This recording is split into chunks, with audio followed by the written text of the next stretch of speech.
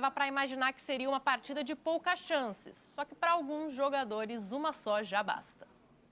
Aconteceu de novo. Gustavo Mosquito recebeu aberto pela direita. Chamou na jogada individual, cortou para o meio e foi derrubado dentro da área. Pênalti para o Corinthians. O terceiro sofrido por Mosquito nos últimos 5 jogos em que foi titular. Já tinha acontecido contra o Palmeiras na semifinal do Paulistão. E também contra o Atlético Goianiense na estreia do Brasileiro. Só que nessas 2 ocasiões o Corinthians desperdiçou as cobranças. Vital parou em Fernando Miguel 2 vezes e Luan no travessão de Everton. Mas ontem o torcedor corintiano nem se preocupou com o retrospecto recente. Ele estava em campo, o especialista. Fábio Santos voltou ao time titular e assumiu a cobrança. Gol! É Fábio Santos cobrando pênalti! Desde 2015, o lateral bateu um total de 33 pênaltis divididos entre Corinthians e Atlético Mineiro. Foram 32 gols e apenas uma cobrança perdida. A gente sabe das últimas semanas o que a gente tem passado. É importante para a sequência do trabalho, para realmente a gente confiar no trabalho do Silvinho, que acabou de chegar, né? Uma metodologia nova no qual a gente confia e acredita muito. Antes do gol, o Corinthians já tinha chegado outras 2 vezes pelo lado direito do ataque. Fagner aproveitou o bom passe de Luan, que atuou mais uma vez como falso 9. Mas finalizou em cima de Matheus Cavicchioli.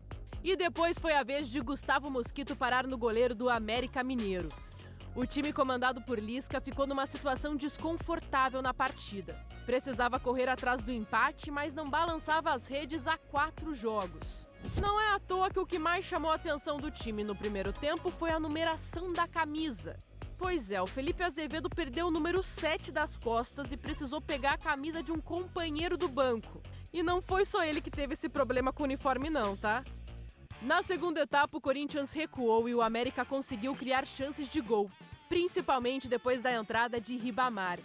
Aos 36, o centroavante recebeu bom passe na área e fuzilou o gol de Cássio. Só que ele estava um pouquinho à frente em relação ao Fábio Santos. Pela inclinação do Ribamar, que está em posição de explosão, né, de tiro, eu acredito que o Ribamar esteja, sim, um pouquinho adiantado em relação ao Fábio. Aos 44, o Ribamar recebeu cruzamento preciso, mas Cássio voou para espalmar. Cássio espetacular! Lamentação de um lado e comemoração em dobro do outro. Cássio garantiu a vitória sem sofrer gol no dia do seu aniversário de 34 anos.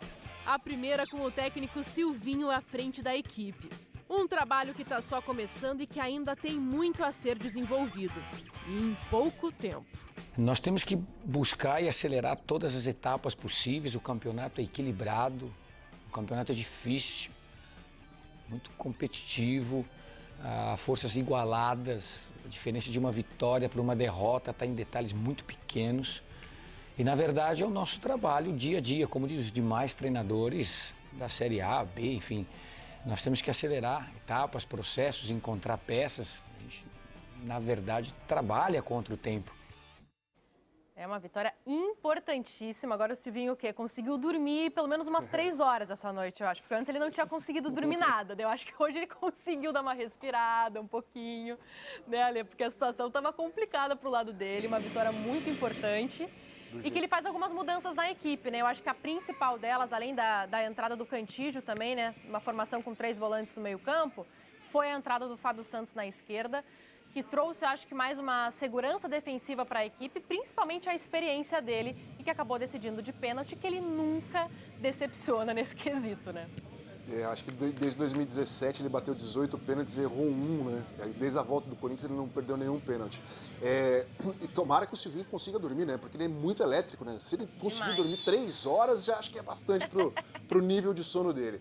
O Fábio Santos foi muito culpado na derrota do Corinthians pro Peñarol na Sul-Americana. Foi, né, criado assim, ele não consegue mais correr atrás do ponteiro esquerdo, né? Do cara de ataque do lado esquerdo aberto, do lado direito aberto pro lado dele. E acabou pagando o pato, saiu com o Mancini e não voltou mais. Mas a qualidade técnica dele, como você diz, a experiência e o que ele ajuda tecnicamente de não errar passe, né, de cobrir espaços, ele é muito importante para o time, né? Talvez o Piton esteja numa boa fase, pode ser utilizado de outra forma, não sei. O Silvinho mesmo, em 97, jogando pelo Corinthians, era um lateral esquerdo, jogou no meio campo e jogou com o André Luiz no lateral esquerdo. O Corinthians foi campeão paulista dessa forma. Pode ser uma possibilidade, né? Voltando a pensar no passe bem feito de meio campo que acaba ajudando. Mas o Corinthians, o Silvinho, tem um problema que Atlético Mineiro não tem, Flamengo não tem, Palmeiras não tem, que é material humano, né? Qualidade para mexer, ter opção. O Corinthians não tem muita opção. Do meio para frente não tem muita opção. É isso aí, tem que contar com um bom rendimento desses jogadores.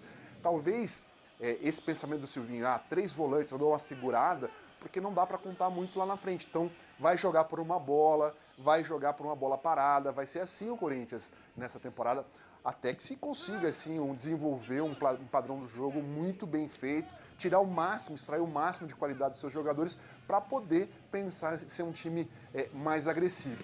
O Gustavo Silva é o jogador mais agressivo do Corinthians, por isso que ele tem recebido esses pênaltis aí que a gente viu aí na reportagem, né? Ele é um jogador que tem velocidade e está tendo drible e o drible muito em cima e acaba recebendo esse contato.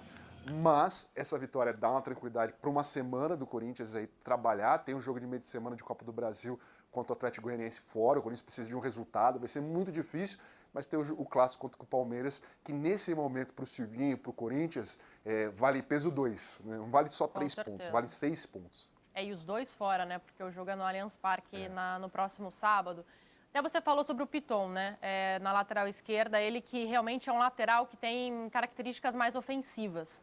Eu acho que ele está indo meio que por blocos, começando pela defesa ali, né, Raed? Vamos consertar a defesa primeiro.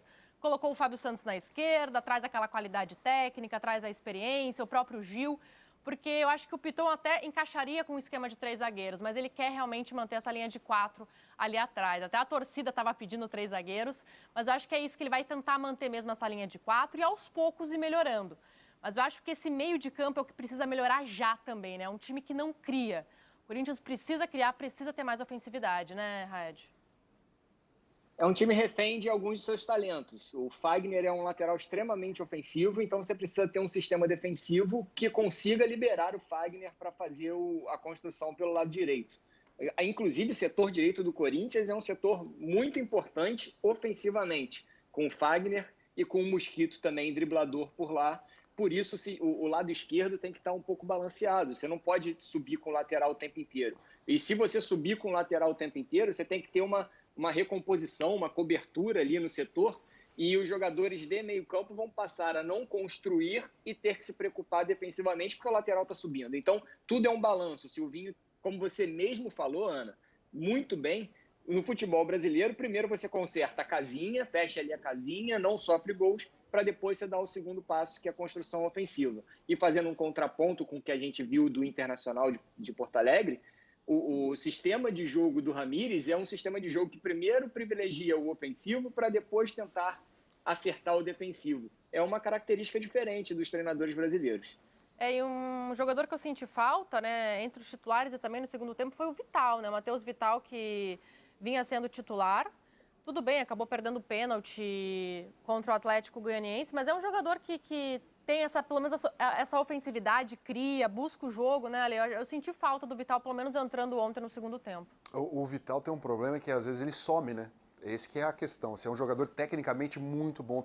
Se você mostrar os DVDs do Vital, dos melhores momentos dos jogos, dos treinos, você vai vender ele caríssimo para a Europa, num time gigantesco, porque ele tem muita qualidade. Só que a execução às vezes some.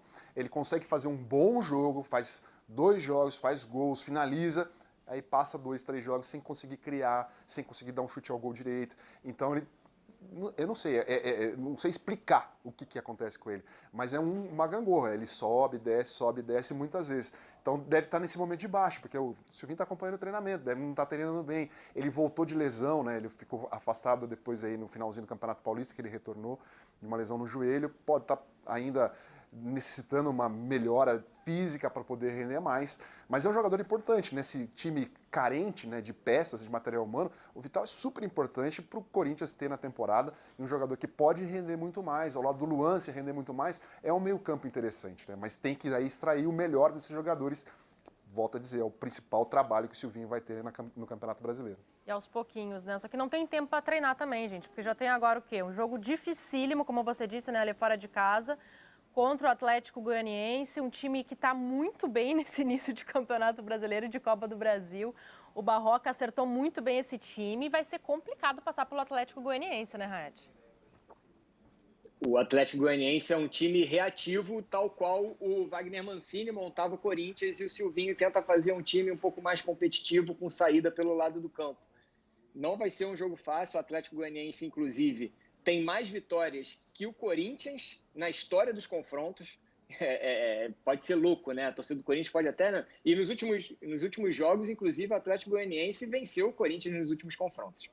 Pois é, e outro time que também conquistou a primeira vitória nesse Campeonato Brasileiro foi o Galo, né? Diante do Sport, lá na Ilha do Retiro.